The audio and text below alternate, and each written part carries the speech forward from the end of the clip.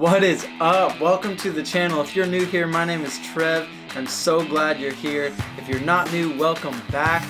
Today we're going to be talking about what I bring with me on a wedding day. A large portion of my freelance work comes through filming weddings. Now, a short story, I didn't actually want to do weddings because I thought it would be all that I did, but it turns out it's a great way to get your foot in the door. So quick tip, if you're just starting, there's all sorts of different types of budgets and needs and desires for couples getting married out there. So it's a great place to start. I still do a handful of weddings every year. And because of that, I thought I'd share with you guys what exactly I'm taking with me in order to film a wedding.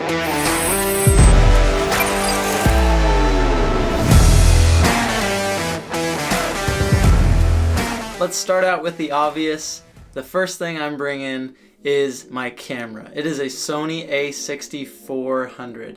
This is an awesome camera and actually the first camera still that I've had. I bought it probably a couple years ago now, maybe a year ago, and I've rocked with it ever since.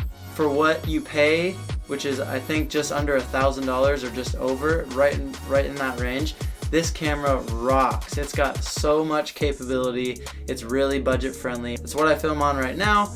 That's what you're watching me through, which is why I don't have it in my hands to show you, but the Sony a6400.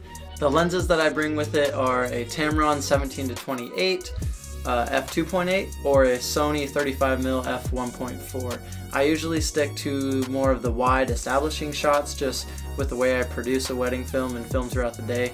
I like to handle the wider shots, more establishing, and I have my second shooter take the tight, more intimate moments with and details with usually an 85. The second thing I'm bringing is my small HD monitor. It is a 5.5 inch OLED full HD screen. This is a lifesaver. If you've ever seen the monitor or the little screen on the Sony a6400 or any camera for that matter, it's like this big probably, and I have bad eyes anyway. Not to mention when you're moving, trying to get shots, trying to stay in focus, it's so difficult to see your screen. If there's any first investment I would make after the camera and lenses, it would be an external monitor. It is awesome. It gives you a really, really big view of what you're filming. You can see everything crystal clear. It is a lifesaver. Just as a side note, these aren't really gear reviews, but I will be doing a gear review about the specifics and about the ins and outs of each of these products in future dates, but I just wanted to give you a quick idea about what I'm bringing, and then I'll tell you more in depth about it later on. Let's keep things moving. The next thing I'm bringing is a Lang P4S stabilizer. This thing is a beast. So there's a big debate ongoing about should I use a gimbal or should I use a stabilizer and or a glide cam. Both are technically stabilizers, but I actually started out with a gimbal, and I have, you can see off my back shoulder, it's not lit very well, but I have a Zhiyun Weebill S gimbal. Absolutely love it, but for the run and gun of a wedding day, at least for me, it was not practical. Having to make sure everything is balanced and set. If I have to switch lenses, that's more time to balance it, and it is so technical and it does take some time. For me, switching to a non-motorized stabilizer like this little glide cam, this Lang P4S, your camera mounts on here, you have a little gimbal arm right here, and then you have your counterweights down here. Camera slides on here. There is balancing and adjusting that you have to do, but this thing is so nimble. It's not gonna tear up your forearms. It's so easy to control, and my favorite part is you can just slap on one of these quick release plates and take your camera on and off in like seconds. These things take a lot of practice, and even I'm not perfect at it. I haven't removed all of the shakes when I use these things, but the more you use it, the better you'll get, and your footage will look awesome. So regardless, either way you go, gimbal or stabilizer like a glide cam, they're both great, but in my opinion, wedding day, run and gun, it's gotta be the Lang P4S.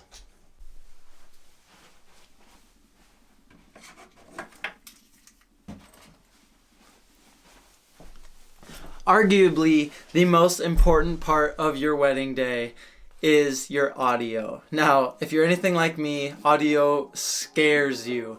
And I have a lot of room to grow, a lot of room to learn on this subject. But it is so important to get something, anything that will work. You saw in the B-roll of my camera, I have a little Rode mini mic on top of my camera that gets just your everyday, gets this audio. It's not great, but it works. Having good audio for a wedding is key. It tells your story. So I have a Zoom H1N recorder. This is what I use to plug into usually the DJ's board for basically any backup audio I need. I plug this thing in the back, it's really small, and just picks up audio from whatever sound system they're already using. As for letter readings, ceremony audio, vows, all that, I use this Tascam DR10L. Again, both of these options, pretty budget friendly. I haven't spent any significant amount of money on one thing in all of my gear set. This Tascam DR10L is awesome for what it gives you. It's a little lav mic, you just clip it, usually plug in, put it in the back pocket of my groom, run it up over his shoulder under his jacket, clip it right to his lapel, and good to go. You can't see it, it's perfect, and it picks up really good audio. There's a ton of reviews on these things. I'll probably make my own, but couldn't recommend this enough. So Zoom H1N recorder, Tascam DR10L. Got to cover your audio on a wedding day. If you make it to the end of this video, I actually have a bonus item also that I will toss in that I'm super excited to be taking on my next wedding films. Now this one may seem silly and insignificant, but it's a tripod. Tripods are always handy. I strap it right to the bottom of my backpack and it just sits in case I need a quick pull up, just a steady shot, just sit in one place and shoot. Monopods are also really great for that, but right now I have just a tripod, a Manfrotto B-Free Live. It's a great little tripod.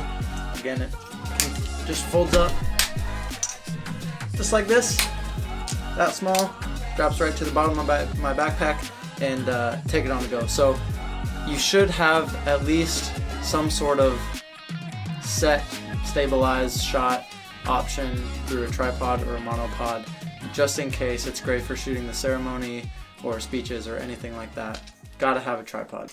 We are almost done here. A few more things. This is probably everybody's favorite, and some people don't use these in wedding films at all. I personally love them for establishing where we are, different settings, especially if that changes. It is the Mavic Zoom 2. Mavic 2 Zoom. I'm not actually sure how to say it. You can see back there again. Let's see what side. Second shelf. I'll not lit very well either. It's a Mavic Mini. That's what I started with. Super budget friendly, about $500 or $600.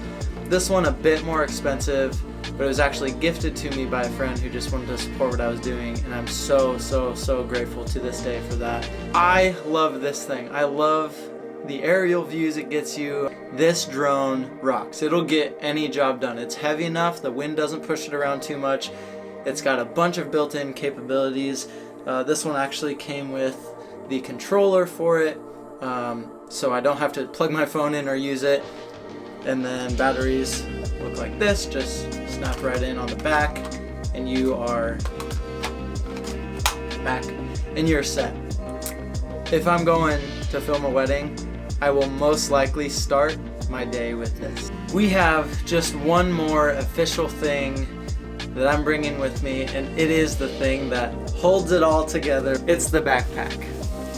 I didn't look up exactly what model this is, because I probably can't find my receipts, but this is from a company called Brevet. I love this backpack. It's got so many pockets and zippers. It's got a front pocket here with a bunch of mini pockets inside. It's got a main compartment in the top. On the back, this whole thing zips down. It's got another, well, let's just show you. Again, not a gear review, but It's got a place for your laptops on the back of this. It's got this little pouch in here that has like the dividers for your camera and lenses. It's got this pouch up here to keep batteries and these cloths and things like that in. It's got the straps on the bottom to strap your tripods or your monopods in. It's got pockets on the very top pouch. Everything. It's got everything. I only have one complaint about it, and that's the access to the pouch inside to get your camera. The zippers are sometimes kind of hard to get to. But without a full gear review, that's all I'll say. I love this thing. It's super handy. It's super comfortable to throw on your back and have around with you all day. It is so nice to have a good, reliable, sturdy backpack with you to carry all your stuff. So thank you, Brevet. I love this backpack. Now, if you've stuck with me this long, I promise you a bonus piece of gear, basically, that I don't have any cool B-roll for as I talk about, but it is going to mess up my set because it is these Nan light tubes that I currently use as my backlights, just literally setting on the ground because I don't have a better setup right now. These Nan light Pavo tubes, I just got them. Also pretty budget friendly. These things are awesome. I use these almost every day. Like I said, I use them to backlight. I used them on the photo shoot the other day. They can do all sorts of colors and hues. They have different light modes. They have police car mode, like a lightning or paparazzi mode. They have a TV mode. They can cycle through all the hues as a rainbow. You can choose which hues. They could flash. They could literally do everything. Plus, they're like, if you like Star Wars, which I don't know anything about, but they're like little lightsabers.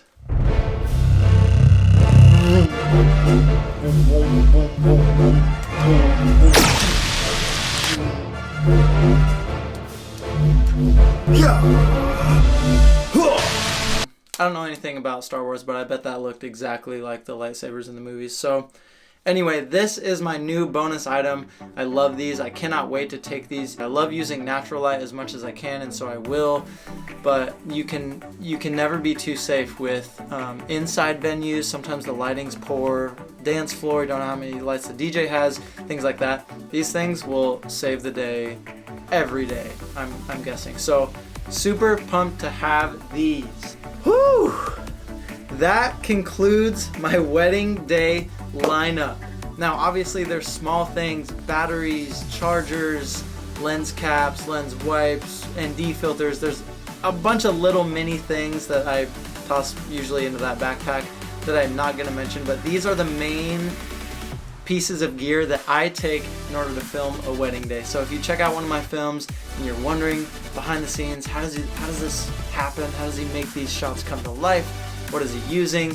This is it. We'll link what I can in my description and get you guys there so that if you have any questions about them or if you're checking them out for yourself, you can find them there and it'll take you right to it. Thanks guys for watching. I hope you enjoyed this one. I hope it served you as always, and I will see you guys in the next one.